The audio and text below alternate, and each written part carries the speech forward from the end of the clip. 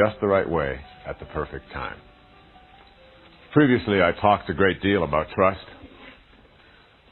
and about this knowing and about shifting your perceptions out of this idea that somehow you are separate from the divine intelligence that is universal.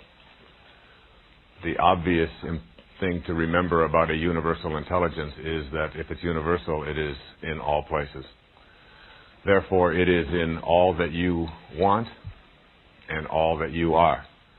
And so manifesting is the ability to realign your intention with that divine intelligence and know that it will show up. But one of the things that we have a tendency to do as individuals is to become impatient. Our ego says to us, I want what I want, and I want it now. And we have a tendency to try to tell the universal intelligence, or to tell God, or the metaphor that I used earlier as God is like the ocean and we are like a glass. And so we are really a glass of God, if you will. We are a piece of God. But when you separate yourself, one little drop of water separated from the ocean alone literally can't make anything happen, is very weak and so on. And it is only when you unite yourself with that ocean, when that drop of water becomes united with the ocean, it can do anything. It is part of the universal. When you unite yourself with this divine intelligence instead of separating yourself from it, then you know that this ocean will provide. It will provide for you in precisely the right way that it is supposed to, and in exactly the right time. There's a wonderful poet that I have quoted in this program several times, and I want to quote him again. His name is Rumi. Well, Rumi wrote back in the early part of the 13th century. His poetry is still quoted today, and it's something that I would recommend you look at. Jalaluddin Rumi. And he had a poem that is called The Servant Who Loved His Prayers. And I'd like to share that with you as I talk about this idea of detaching from the outcome and letting go of your need to make something happen as you demand it to happen. It's called The Servant Who Loved His Prayers. At dawn, a certain rich man wanted to go to the steam bath. He woke his servant, Sunquar. Ho, get moving, get the basin and the towels and the clay for washing, and let's go to the bath. Sunquar immediately collected what was needed, and they set out side by side along the road. As they passed the mosque, the call to prayer sounded. Sunquar loved his 5 times prayer. Please, Master, rest on this bench for a while, that I may recite Surah 98, which begins, You who treat your slave with kindness. The Master sat on the bench outside, while Sunquar went in. When prayers were over and the priest and all the worshippers had left, still Sunquar remained inside. The Master waited and waited. Finally he yelled into the mosque, Sunquar, why don't you come out? I can't. This clever one won't let me out. Have a little more patience. I hear you out there. 7 times the Master waited, and then shouted. Sunquar's reply was always the same. Not yet. He won't let me come out yet. But there's no one in there but you. Everyone else has left. Who makes you sit still so long? The one who keeps me in here is the one who keeps you out there.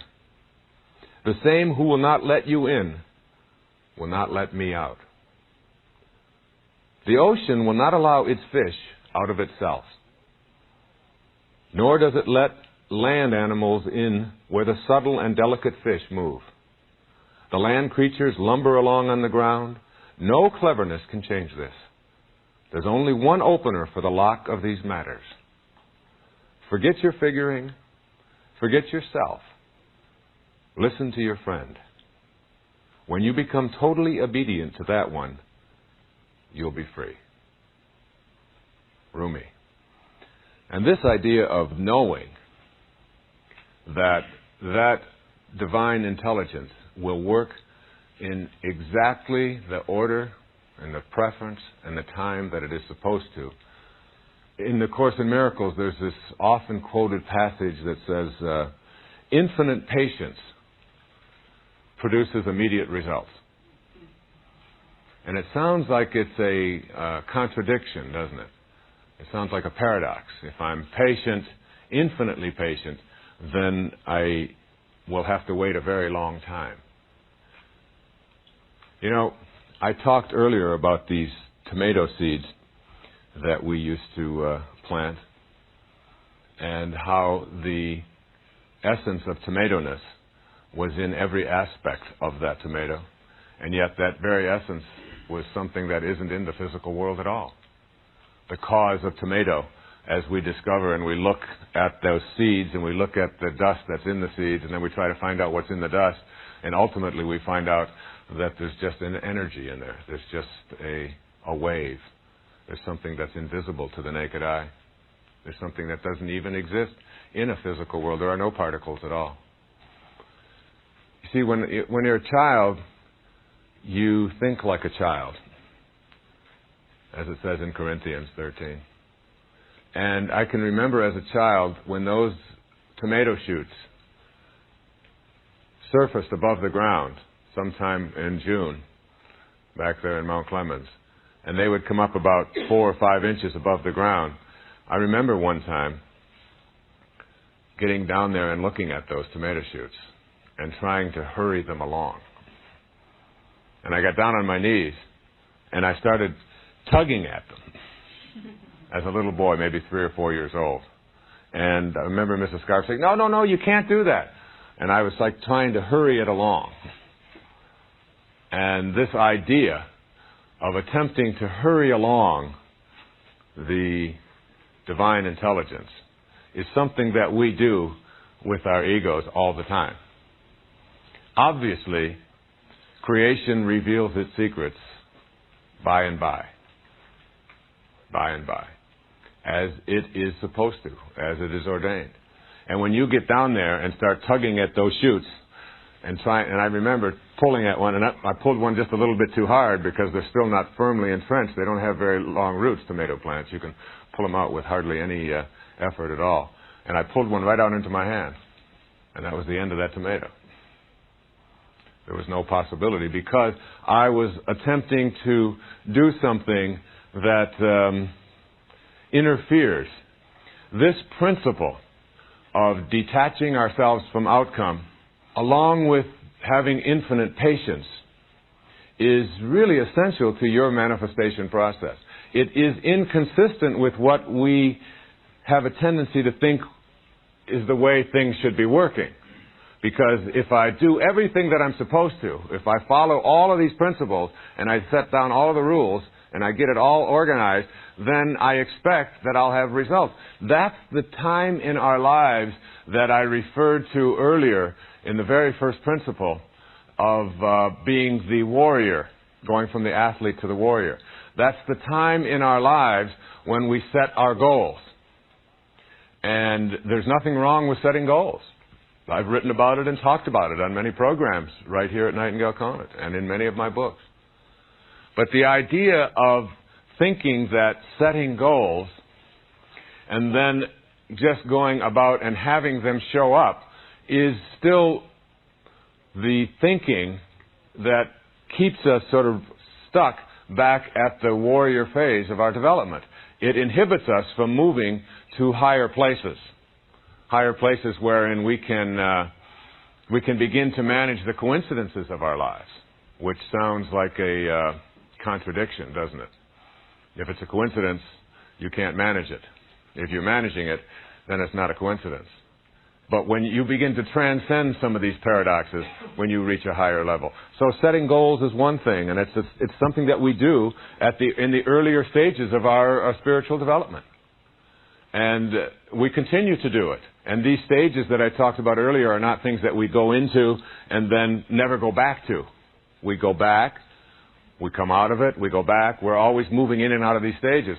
The question is, what is my primary emphasis? is my primary emphasis not only on setting goals, but in falling in love with those goals, and then insisting that those goals show up when I want them to show up. That is inconsistent with manifestation and with spirituality and higher consciousness. What you have to do is have your goals, which is what a tomato seed is. It's really a goal for tomatoes. But you have to then relax and turn your thoughts and your ideas and your consciousness and your awareness to your own purpose and know in your heart that it will manifest. You see, the key to relaxing about what it is that you would like to see manifested is the certainty of the outcome. If you have a certainty, as it says in the Course in Miracles, if you have a certainty of the outcome, patience is easy. If you are uncertain of the outcome, if you're not sure how it's going to work out, or if things are going to fall into place the way you would like them to, if you have that uncertainty, then you will not be able to be patient. So patience, infinite patience, is really like a trusting in God. And when you trust in God, you're trusting in the wisdom that created you. And when you trust in the wisdom that created you, you're trusting in yourself as well. Because you can never be separate from that wisdom.